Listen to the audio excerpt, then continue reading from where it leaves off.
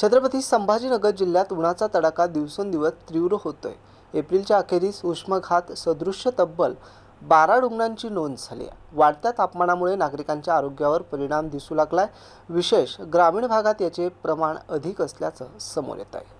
पार्श्वभूमीवर आरोग्य विभागाने नागरिकांना सतर्कतेचा इशारा देत दुपारच्या वेळेत बाहेर पडणे टाळावे, पुरेसे पाणी प्यावे, हलका आहार घ्यावा आणि शरीर ठेवण्याची काळजी घ्यावी असं आवाहन केलंय। येत्या काही दिवसात उष्णतेची लाट कायम राहण्याची शक्यता असल्याने प्रशासनाने खबरदारी वाढवली आहे।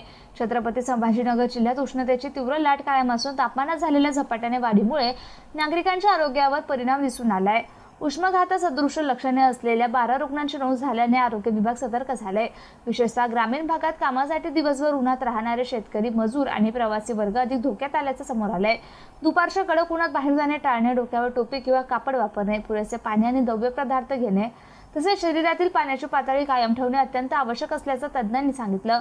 कोणालाही चक्कर येणे, अशक्तपणा, मळमळ किंवा ताप अशी लक्षणे जाणवल्यास विलंब न लावता जवळच्या आरोग्य केंद्रात उपचार घ्यावे असं आवाहन प्रशासनानं केलंय। आगामी काही दिवसात तापमान आणखी वाढण्याची शक्यता वर्तवण्यात आल्याने नागरिकांनी अधिक खबरदारी घेण्याची गरज निर्माण झाली आहे।